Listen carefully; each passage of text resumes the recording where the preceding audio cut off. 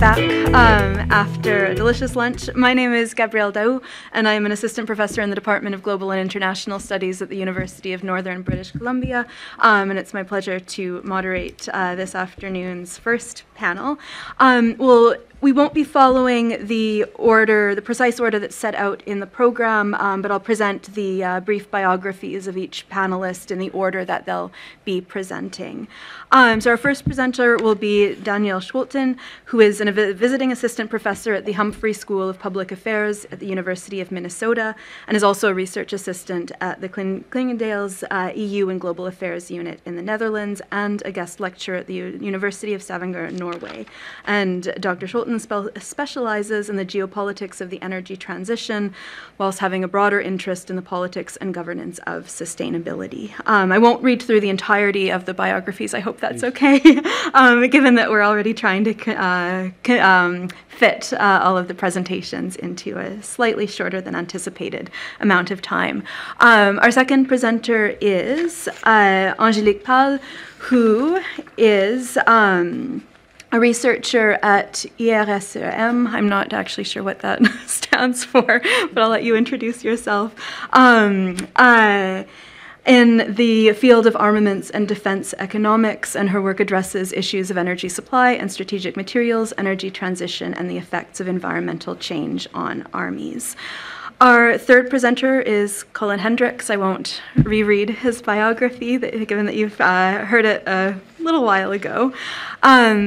Our fourth presenter is Dr. Noémie Rebière, who is an associate research fellow at the French Institute for International and Strategic Affairs. She's an expert in energy issues in the fields of defense and security, and in the past 5 years has worked on energy issues with various departments of the French Ministry of Defense. And our final and fifth presenter, Wsewolod Rusow, has previously served between 1999 and 2011 as an officer with the German Navy, with a range of different positions and deployments, and he joined the German Federal Office for Defense Procurement and in-service support as a project manager. So I will, with that, let the panelists take it away, beginning with Danielle. Yeah, thank you very much. It's very much a pleasure to be here and talk a bit about the geopolitics of the energy transition. It's my research topic. It's also a topic which I usually start with saying is surprisingly novel. Surprisingly so, because we talk a lot about the geopolitics of oil and gas, and we talk a lot about the energy transition, but mostly in relationship to, how do we get there? We don't always think about the longer term, let's say, energy security or energy relations implications of the energy transition. So I will be talking a bit more in, let's say, in the total width of what are the main expectations out of academia that will come towards us because of the increasing use of renewable energy. And my colleagues here will go a bit more into depth in some of these details. Now, when we think about energy security, we usually have a picture like the oil flows across the globe.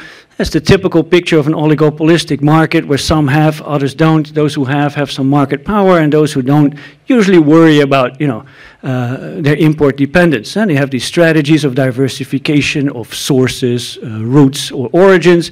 And they have some strategic reserves, and they might have a good mix of contract portfolio of long and short-term type of contracts. Now, many of these issues are, of course, related to the geographic and technical nature of the technologies employed. Where are the reserves located, and are the technologies present to bring them out of the soil and into the markets? And renewable energy is going to probably change all of that. So if you think about let's say, the sources, they're very abundant and widespread, not scarce and concentrated. They're intermittent instead of a stable flow. They are, they lend themselves for decentralized generation. There are critical materials or minerals and metals involved. It's also a very electric nature of transportation. So it's rather quite different. This begs the question, if we are moving to a world where energy sources are much more widespread, basically we're moving from a chessboard that is 8 by 8 with the known figures to one that is 10 by 10 with new figures on it. So will this new board lead to a new game? So today I want to ask the question, basically go into what are the geopolitical, let's say, energy dependency, energy security, energy trade relations implications of renewables. Now, by and large, 8 expectations stand out. Now, I will not manage to discuss all 8 in great detail here today. I will mention some, but I will go deeper into some more than others. I think if you look at the long term, there's one thing that stands out, or 2 things that actually really stand out. First is the abundance of renewables. The second is the electric nature of it. The abundance basically makes sure that we live in a world where more countries have access to renewable energy, because basically every country will be able to source much more of their energy at home. And so the same is true for all your neighboring countries. This creates a setting where basically, you know, it's not about them having and you not having. It's much more a symmetrical relationship. It's not the oligopolistic market setting, much more a relaxed, depoliticizing energy setting where we can all trade with our, basically our neighbors, instead of very far overseas resources that we need to get access to. As we are more able to source our own needs, not always 100%. Think about my own country, the Netherlands. It's very small, densely populated. We won't have enough space to do everything 100% renewable, but I have a feeling Canada is much better suited to that. But it depoliticizes energy if you can import 80%, sorry, if you can source your own energy needs for 80% and not have to import 80%. At the same time, electrification. Now, for those who are not engineers, electricity really means 2 things. One, long distance losses, so it's much more about local or regional trade, not global networks. And 2, it's about operational demands. We have to balance supply and demand on the spot, and there is enough storage possibilities, but they're not always economical. If you put those 2 together, you kind of get this picture, what you see here, and this is a very old picture. This is the desert tech idea, but it kind of symbolizes how such a system might look like quite nicely. So you have wind in the North Sea, you have solar in Africa, and you link it all up through interconnectors, right? The thing here is, though, you would have to jointly operate such a system, because these cross-border flows require, different system operators of different countries to work together. So we often talk about it in terms of grid communities. The community is a very pleasant word. If you really go into it, there's of course a lot of grid politics still to be had there. So it's still about where should the interconnector go, how do we do storage, who's in control of flows. So it's the same as pipeline politics in that sense. Just imagine this picture here in Europe. Would you put all your interconnector capacity through Germany? We would try to go around it, simply put. Hydrogen, of course, is an interesting alternative to this, because this kind of locks you in to trading with your neighbors. Now, if you don't trust your neighbors, if you guys don't trust the United States, then hydrogen would offer you a source out of that, because it's more longer distance type of trade. Now, this benefits, this depoliticization of energy, this is more something for the long term after the transition. If we look a bit closer at home, there are some issues. I think one of the main issues that you see nowadays, and this is expectation number 3, is the issue of critical minerals and metals. Now, the problem is not so much that one country is very dominant in all the minerals and metals. It's much more that we have, if I just go to this one, that China is very dominant in all things processing. Right, so that's the issue. But that's also an issue that you could actually do at home. You're not dependent on a foreign territory. You could process this at home if you would invest in it. There's also an issue here where I would say dependence on critical materials is not the same as for oil and gas. Oil and gas is really a flow. It needs a continuous input into your country, and then in order to power for electricity or at the pump. But this is actually something where you would import it, you build your wind turbine, it stands there for 20 or 30 years, and so it's a different type of dependence. And there's possibilities for recycling and opening up new mines, though that will take some time. Going down the road, so number 4 and 5, very briefly though, the issue of local generation is still a possibility. It's just been talked about in terms of ICT and more, more resilient against cyber shocks, because they would be off-grid essentially. But mostly, I think what's important to mention here is the issue of local empowerment. So if you are a rural community not having access to renewable energy, this might give you some. It's good for economic development. But if you live in a separatist region, this would also give them the ability to cut themselves free from the rest of the country, right? When it comes to the hard-to-abate sectors, most progress in renewables is along the electricity chain. So if we have wind, solar, batteries, electric vehicles, and the like, yeah, they're cost competitive. But the other side, let's say the petrochemical industry, heavy industry, cement, steel, heating at homes, or heavy transportation, we need to still make a bit of a leap there in order to make that cost competitive. The risk is here, especially for hydrogen, if you move from gray to blue to green hydrogen, that if electrolysis costs don't come down, it's like 3 times as expensive as steam methane reforming at this point, then we kind of get locked in to the further use of, let's say, fossil fuels. Moving on to specifically, and this is the last slide, I promise, the issue which we also see, some of the expectations, there's a lot of written about, is the issue of creative destruction, right? So moving towards renewables is the birth of a new industry and the decline of an old one. The new industry rise, perhaps you have noticed, in the beginning we were talking about renewables because it was good for the climate and local air pollution. But if you look at the IRA and other European plans, it's very clear it's about jobs and revenues as well in order to sell it. Now, that's great, but we can't all be global leaders, right, in this industry. So the Chinese up and running with everything electric, and we are much better in everything, so far at least, let's say bioenergy, hydrogen, CCS, carbon capture and storage. So this is a competition that is ongoing that would not necessarily be bad. Economists would tell you, competition is good for business and good for the consumer, but in an era of increasing great power rivalry between the US and China, this seems to be a front and center, let's say, war zone in a possible trade war. On the other side, we talk about the phase out of fossil fuels. Of course, they're easily, these petrostates are easily labeled the losers of this transition somehow. And this may well be true to some degree, but I want to be a bit more careful, because if you are one of those producers who can produce, let's say, around $10, $15 per barrel, you're very cheap. Most of the countries in the Middle East are very cheap. Others are above it, Venezuela, US, UK, whatever. They are the ones who go out of business first.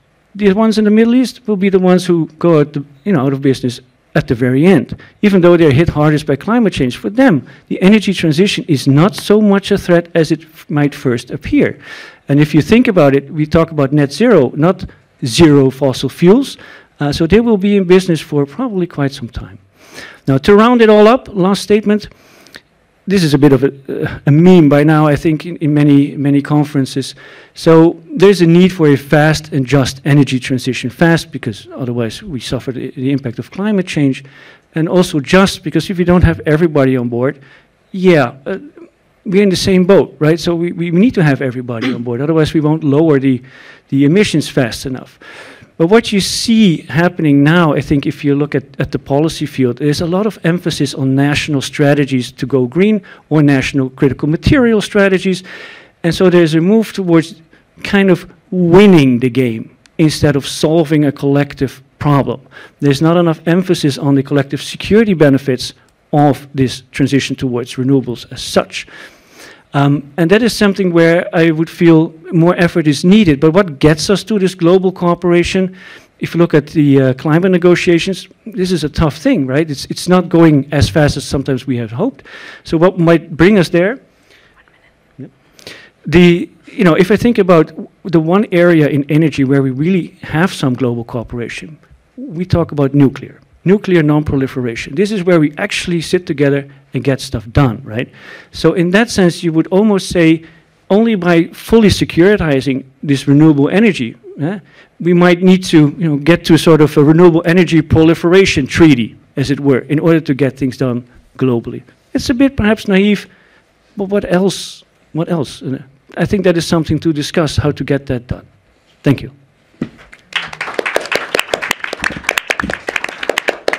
Thank you so much, Daniel and Angélique. Thank you very much. So on the other side of this coin of grand geopolitics that Daniel just tackled for us, I'm flipping the coin and landing on the local side of it, taking up maybe on what you just said about empowerment and just transitions, and how this connects to climate and security. So this energy transition is not just a technical change, as it was first framed by the engineering or more hard science community that first put the topic on the table. and there's numerous work from historians, sociologists that show that previous transitions brought major and critical change to the social, economic, political landscape of the societies that undertaken them. So this social science community is currently questioning the type of change that the transition will bring to our societies, and I'm taking here the geopolitical lens to look at it. Transition is reshaping, or at least questioning, the existing power structures and power games within energy systems. I'm taking the example of France on which I work, just to embody a little bit the arguments. France has come out of the previous transition on nuclear that took basically over 40 years, switching from 0% of electricity produced by nuclear to about 80% in the 90s. And this transition meant for the French government a huge spending of public money and a concentration of the industry, the research, and the governance structures of the energy system. Now, if you're talking about the current energy transition going more into renewables, you put on new challenges on the table about local empowerment, deconcentration, and so on. And I'm just taking one example of how things can go wrong in this type of transition by looking at a small island called the island of Saint, in which you have an initial situation where the national incumbent, the historical monopoly EDF, is basically operating fuel power plants to power the island that is not connected to France mainland.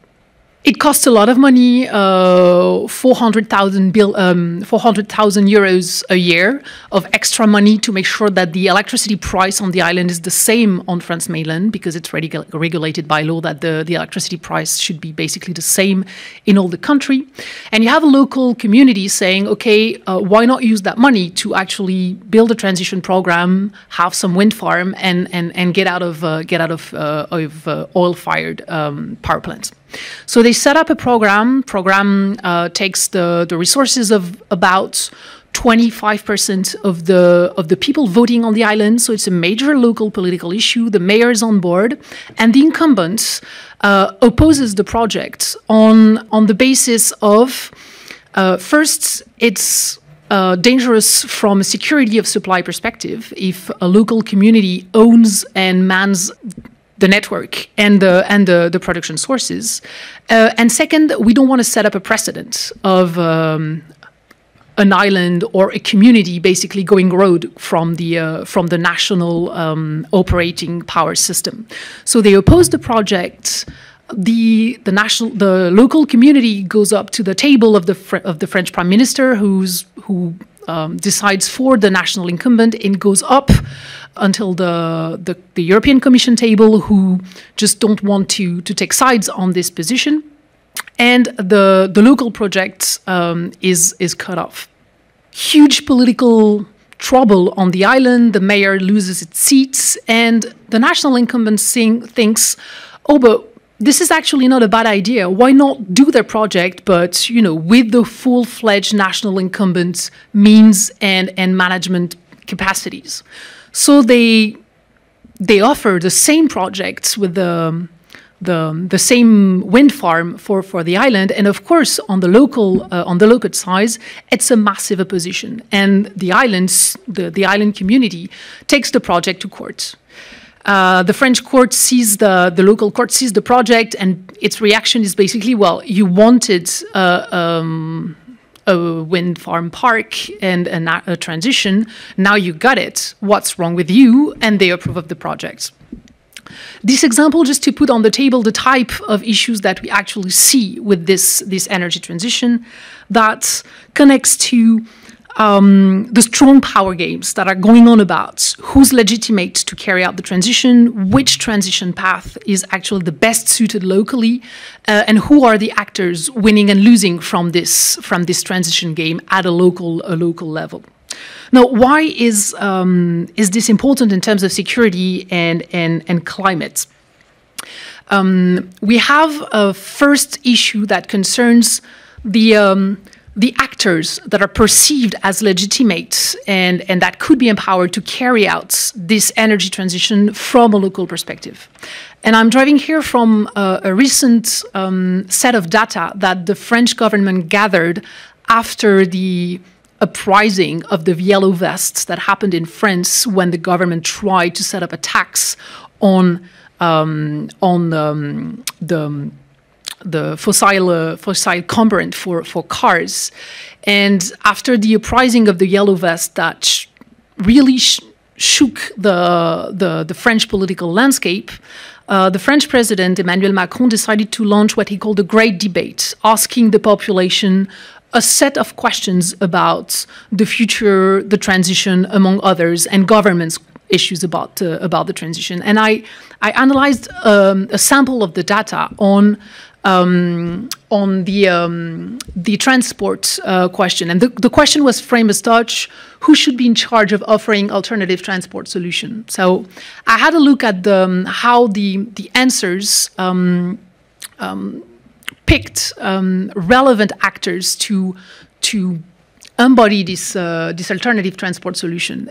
It's interesting if you see that, for example, Europe is nowhere in the landscape when the European Union is one of the most proeminent actors on these issues, regulating the most and shaping the landscape in Europe on what type of transport could be alternative.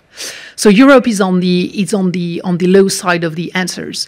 The local sector, the local actors are very strong in the answers that the population puts forward. It's a sample that covers the entire population of France, and the national level comes after, when the regional and collectivity actors are also very strong in the answers. So sovereign answer to the energy transition is not plebiscited on the ground, and this example of the Seine Island is quite interesting compared to this graph to put on the table these questions. Why is this important in terms of security and climate, which are our main occupation today? Because the demand for a power change, for a possible deconcentration of energy production assets crosses three other dynamics that makes it a security issue. First one is the electrification that you were mentioning before of uses and the energy intensity of our production. Lifestyle, domestic gross production make energy, and more specifically power production, a kind of sovereign asset in the way that the energy transition is shaping our energy systems. A sovereign asset for countries. If you look at what happens for a country when a blackout occurs, you get a sense of the importance of this transition and energy assets. Just a quick snapshot at a project that I like very much, which is called the Blackout Simulator, that was put online by a research team from Netherlands, and that calculates the economic damages that happens whenever you set up a certain blackout for a certain region in Europe. So I'm not going to dive too much into the numbers because we don't have the time, but it's a very interesting tool where you actually set up your own blackouts and you get the impact on the economy. So sovereign assets, the energy assets are kind of becoming sovereign assets with this transition process, especially on the power side. Second is because this energy transition is sort of aimed at mitigation dynamics, but is increasingly facing the adaptation ones. When your power system is increasingly threatened or challenged by stronger and more frequent storm, for example, and if it is a sovereign asset, how do you deal as a state with local demands for empowerment regarding asset management? And the third is because In the new geopolitics of blocks rather than multilateralism, the energy system has become a hard power asset, as we so direly experience it in Ukraine, for example, with the massive targeting by the Russian forces of the power system to break the population. So this local perspective actually connects this climate and security questions to the very local forces that are being shaken by this energy transition that is currently ongoing, and for which, as democratic states, we cannot really overlook in the framing of our security. It connects to the ongoing work from NATO, from the EU, on the importance of local resilience. Sorry, one more minute. Yeah, and I'm concluding on this. And it's probably going to connect with the exchanges that we will have in the upcoming roundtables about, for example, HADR or I imagine the CASA projects and the regional issues.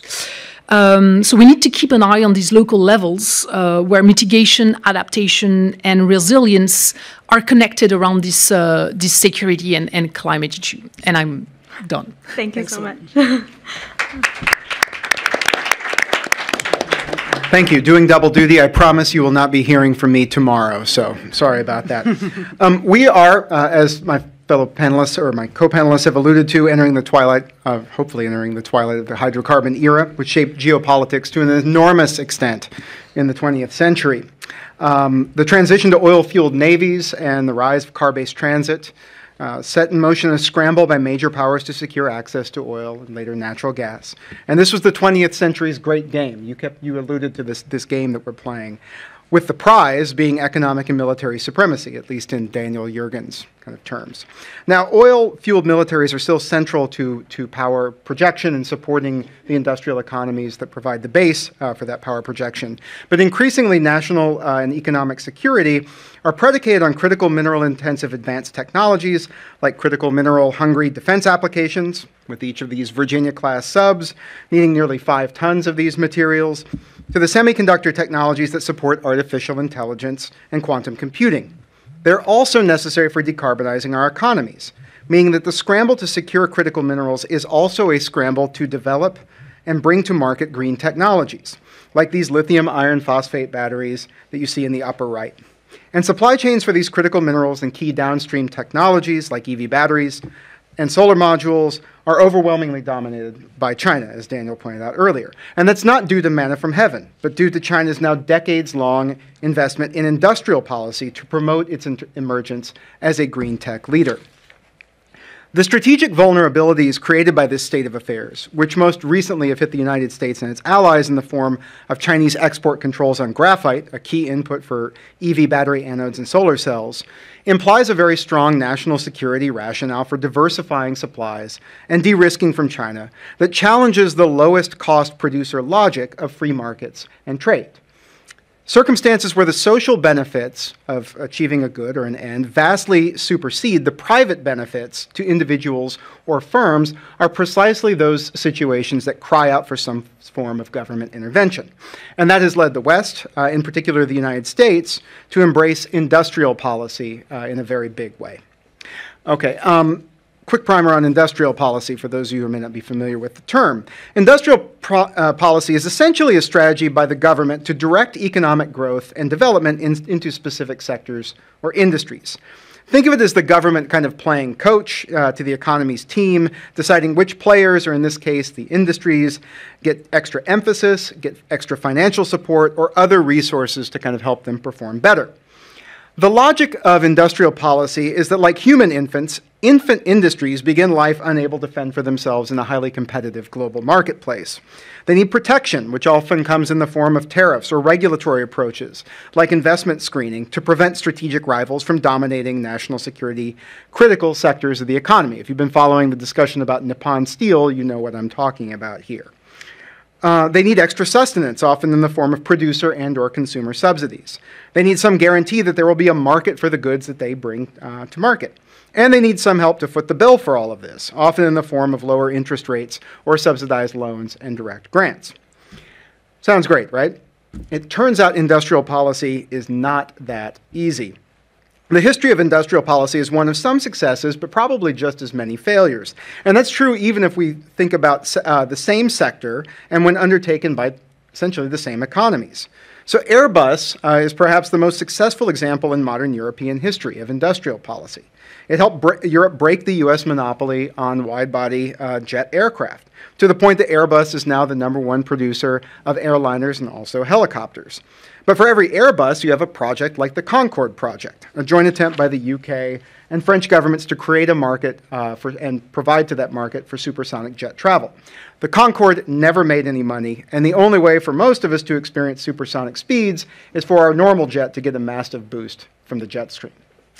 So the U.S. is embracing industrial policy with 3 pieces of legislation unlocking what will likely be $2 trillion plus. I think that was the figure that Sharon mentioned in the panel this morning, in spending, and deficit spending at that, if you want to get into discussions about debt sustainability.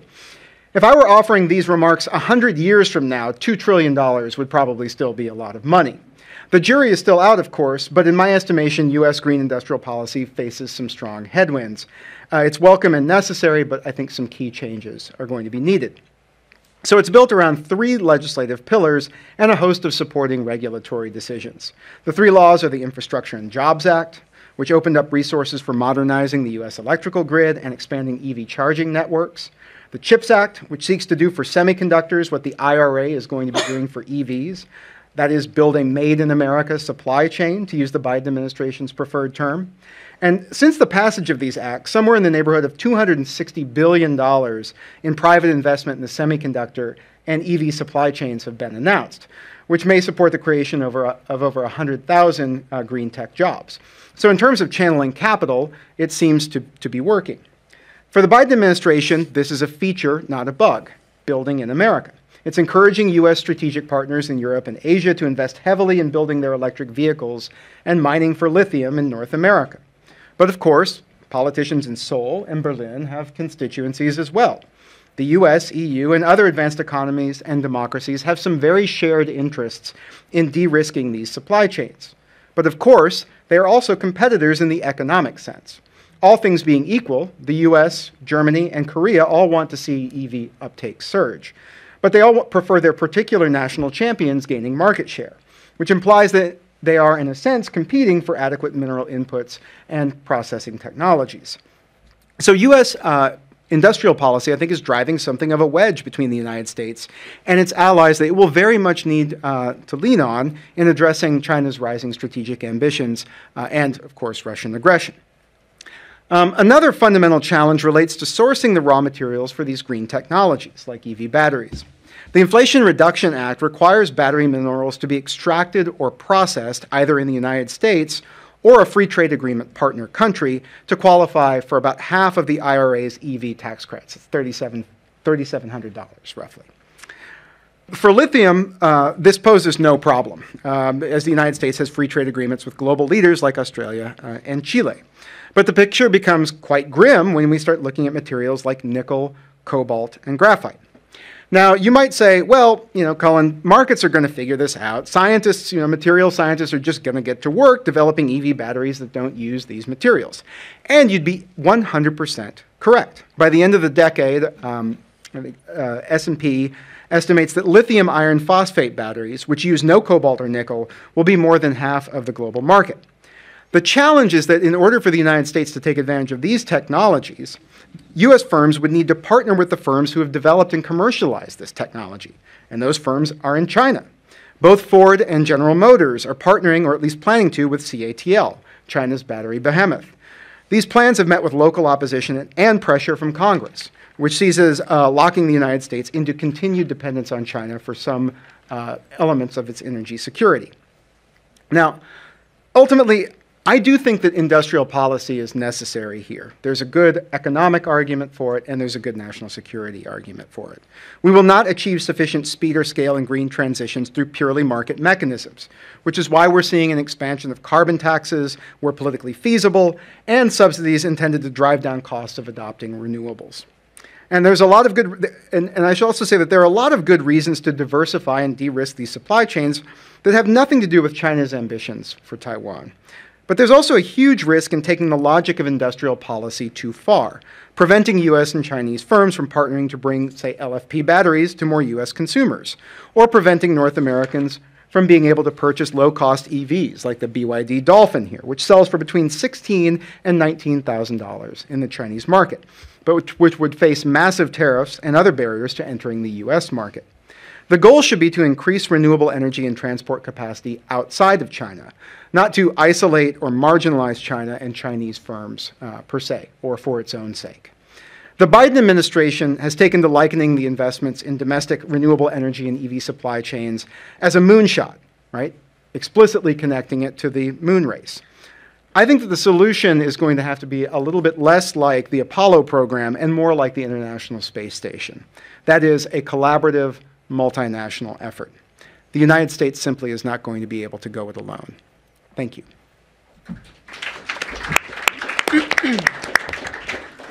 Thank you for all the panelists.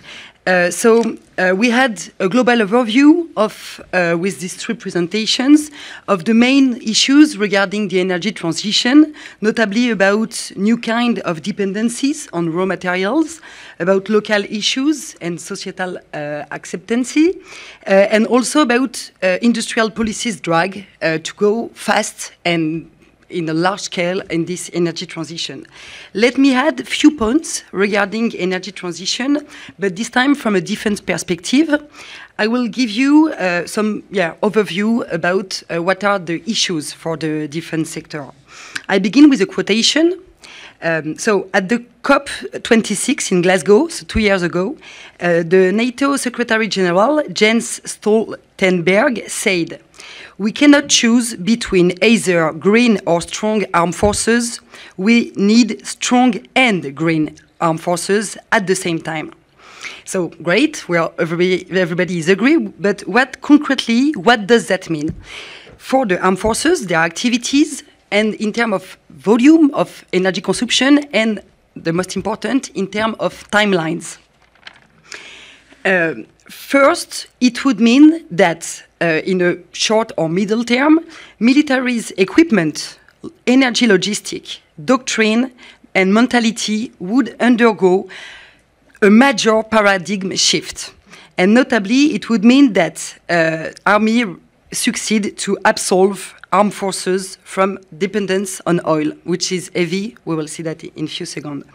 Second, it would mean that the defense industry, we saw all the drags for the civilian industry, but it could be worse for the defense industry, would be capable to create zero-carbon aircraft, vessels, vehicles, and satellites, which is in the middle term, for example, to reach this aim, it would be difficult for 2050.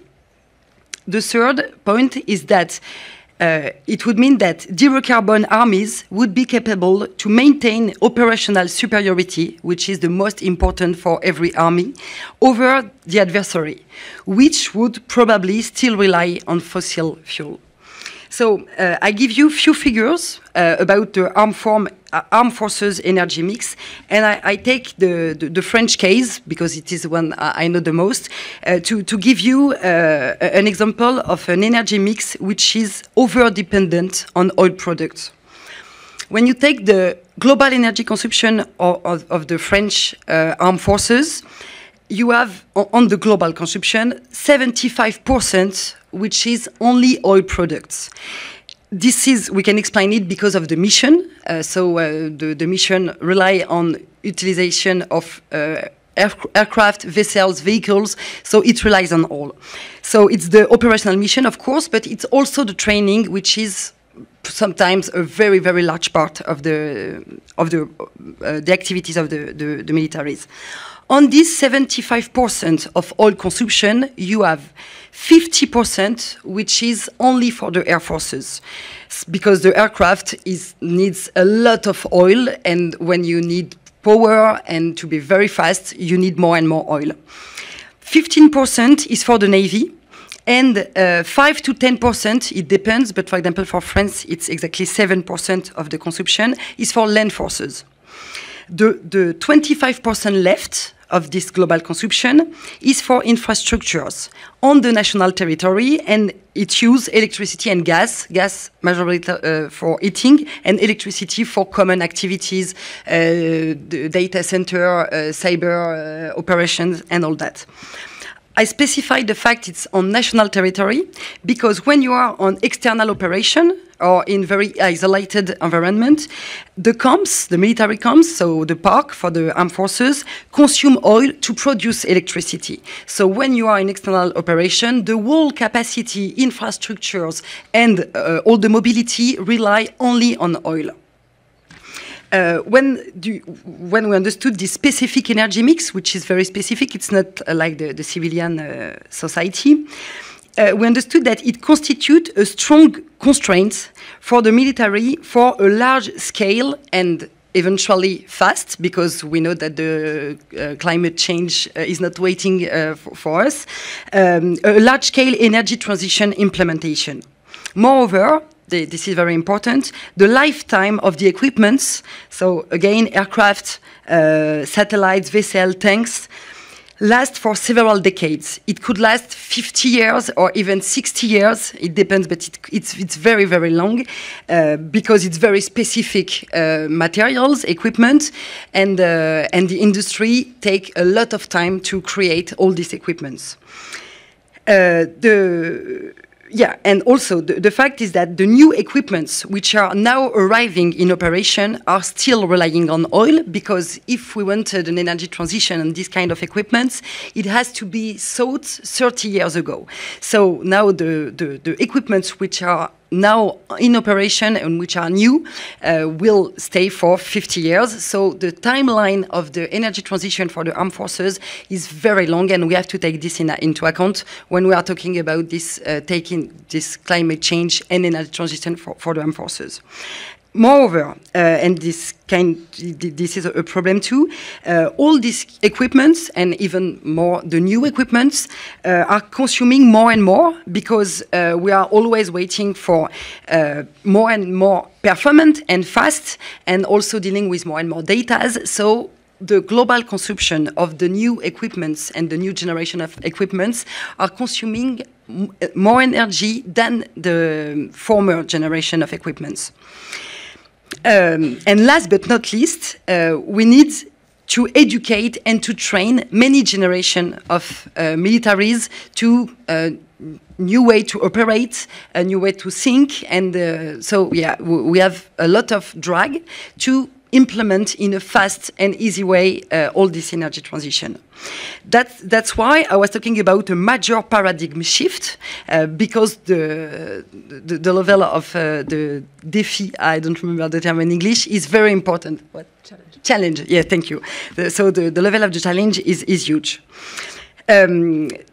So the armed forces and the industrials needs to convey notion of frugality and sobriety to develop new generation of equipment, which is not the mindset today, not at all. Nowadays, we have solution, of course, and we begin to implement it. Nowadays, the main solution to decarbonize operational mobility, because when it's not for operation, you have electrical vehicles and all that, but which is the main important, it's the operation activities.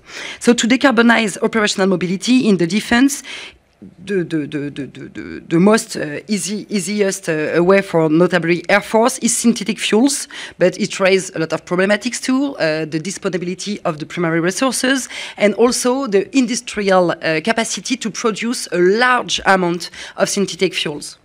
And also electrification, notably for the vehicle fleet, and also for the Navy, which is, you don't have any vessel which is electric, but you can electrify all the platform to gain some consumption. The infrastructures on the national territories for armies and in external operation is today the easiest, the fastest, and the cheaper to decarbonize the military activities. It brings moreover operational assets, which will be resilience and autonomy. For example, if you have a military camp which is with solar panel and batteries, you don't rely on the oil logistic to bring the energy to produce electricity. So it's very interesting for a military camp. It is the same reflection, the same thought for the bases in national territory. If you have any blackout, for example, in Europe at the last winter in 2022, we had a huge threat to have some blackout in Europe because of several reasons. And at this point, the militaries began to think about putting solar panels and batteries and wind farm on military bases because it would bring resilience and autonomy. Yeah, to conclude, I stop here. The perception of the militaries, and here I know that there is people who are working with military too, so I would be very interested to have exchange with you on this topic. The perception of militaries and also politicians, but I stay focused on militaries, notably older generation, about the energy transition, sustainable developments, and climate change, could constitute a drag to an acceleration and a large-scale implementation of energy transition and of a real shift, because it's seen as a huge constraint and not as a solution for the future. So this perception of a huge constraint and of there is a political will, because the society brings all these topics as something very important for everybody. So the military, of course, grabbed the topic, but there is kind of drag in a cultural way about this kind of change. And yeah, to finish, there is a point I would like to raise. I think it's urgent. I think we're all agree here, but it's important to finish on that. It is urgent to develop a strategic and a systemic approach of Anthropocene for the defense sector, but also for the global society, which would be no more in silo. Because, for example, we are talking about energy transition in one side, so we are talking about mitigation, which is not obviously linked with adaptation, because but the both are linked. And in another way, we are talking about climate change for the armed forces and the dialogue. Here we are doing that. So thank you for inviting us to speak about all that.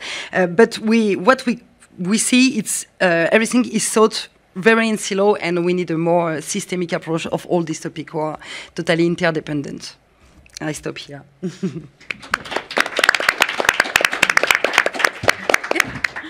Thank you, Noémie, and finally, Wsewolod. Yes, thank you. My name is Wsewolod. I am with the Energy Security Center of Excellence, located in Vilnius, Lithuania. I am the head of research and lessons learned division, so based on the nature of my job and the place where I work, so energy is our business and energy is our currency. So that's all we do is about energy and energy transition, obviously, so to say. What I wanted to present here is our current project, let's say, or has been for the last 2 years. It is the concept development project for the NATO operational energy concept. So we started 2 years ago, 2022, as a COE being, let's say, an extended entity of NATO ACT, so Allied Command Transformation. So we are supporting basically the transition of NATO forces based on our subject matter, which is energy security. So anyway, 2 years ago we have been tasked or asked to start to think about a comprehensive NATO operational energy concept, and we did. If you would ask me to condense the whole meaning of the operational energy concept to one simple sentence, so it would be the transition from energy as a commodity for the military forces towards a full-scale capability. That's all about in that simple sentence. And the abbreviation in DPP was mentioned by our keynote speaker this morning, so NATO Defense Planning Process. This is all about. Energy transition for us is not to present or to implement some kind of new fancy devices to the military forces. This is not how we work, how we operate, how we fight. Even if you would introduce a Starship destroyer to NATO forces, it is useless if it is not implemented into our NATO warfighting doctrine. This is why, if we would like to be successful on energy transition, we should start from the capability planning process. This is what we, let's say, suggested ACT to do with our concept, to start from there. In the whole concept, you will find as an annex a lot of, let's say, mentionings of all those alternative sources. A lot of them have been mentioned: synthetic fuels, renewable sources like solar, wind, all of them. We are mentioning all of them as a kind of things for thoughts, so to say. But the concept itself, the transition, starts before.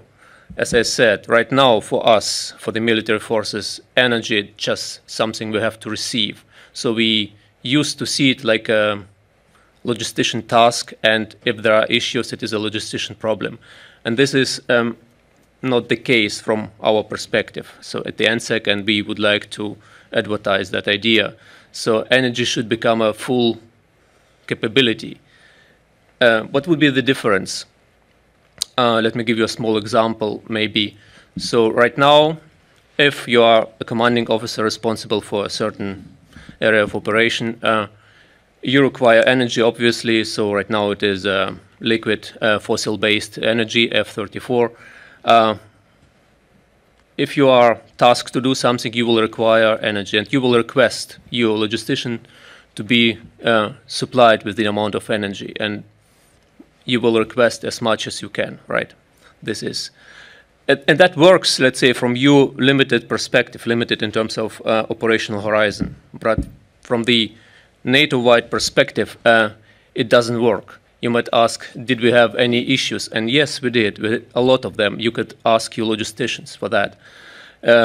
Iraq, Afghanistan, Africa, Operation Barkhane, we had a lot of issues. Our logisticians struggled, but managed to deliver the energy under remarkable, let's say, difficulties. However, we should, and this is the meaning of the concept, rethink our understanding of energy. We should be able to say what energy do we need to do a specific task. This is the approach which we are introducing. So it is not about to use this energy source or that energy source. It is about to know what energy do we need to accomplish a specific task. The source type, and you might say why I'm speaking here, so where is the connection between climate change or climate security? In our concept, we do not mention those terms, or let's say we do mention, but just as a secondary priority, because we don't need to. However, we are following the strategic imperative coming from NATO, where greenhouse emissions are mentioned, and we are following that. However, they are mentioned in, let's say, in a balance towards comprehensive defense and deterrence, right? So military capabilities on the battlefield, always paramount.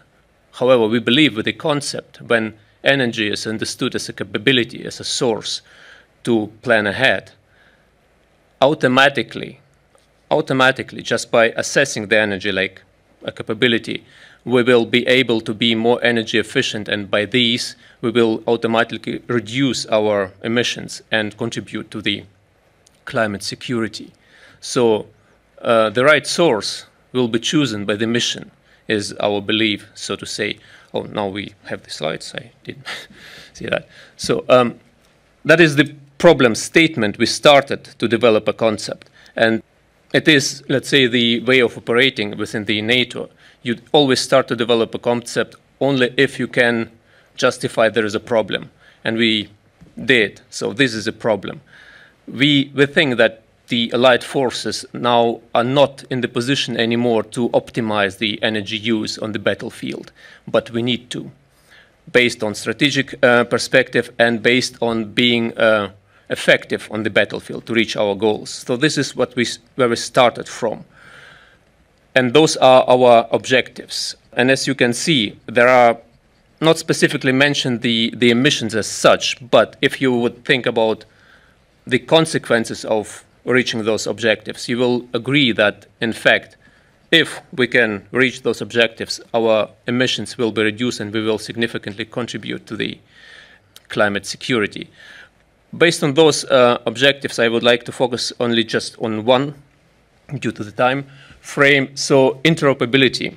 Even before introducing the idea of operational energy to the NATO, interoperability has always been an issue for NATO forces. And what we can see here, as it was mentioned before, many countries initiated their own projects towards energy transition, but they did it for their nations. What we see as the ENSEC being kind of NATO body, we're going to end up in an interoperability nightmare if we don't start to talk to each other and to align all those efforts, especially among the renewable sources we are using. And yes, we are using a lot of them on our field. So you can look up the German camp, which has been left by now, but it is still on Google Maps. So if you scroll in, you can see like square kilometers of solar panels there. It makes sense, and it is there. It was used, and it was successful. So interoperability is key. So we need to align our efforts, all the nations within the NATO, in order to be successful at the end. Yes, and this is to finish, so to say. So why the concept? What is our aim? And our operational aim is to enable our forces with the amount of energy they need to accomplish the mission.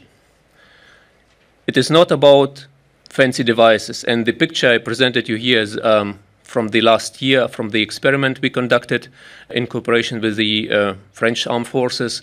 So you can see all the possible sources by now. All the technology you can see there is off the shelf, available right now. And you can see emission-free sources like hydrogen. You can see conventional generators, battery storage, battery management systems, all that. That stuff exists and can contribute, but we need to start 2 steps before. We need to start with the capability planning. And as Naomi mentioned, our assets are meant to serve for decades. And this is the time we're going to need to transform our forces. It has to be planned wide ahead. That is, let's say, the message I would like to transfer here. And one last mentioning, so if you are interested in energy transition for military forces, we, ENSEC would like to invite you to Vilnius in October, from 1st to the 3rd of October, for our conference, which is going to be dealing with the topic of energy transition by design, so the energy transition for military forces. If you would like to know something about it, please come to us. If you would like to state something, to share your knowledge or your ideas, you are invited. That's it. Thank you.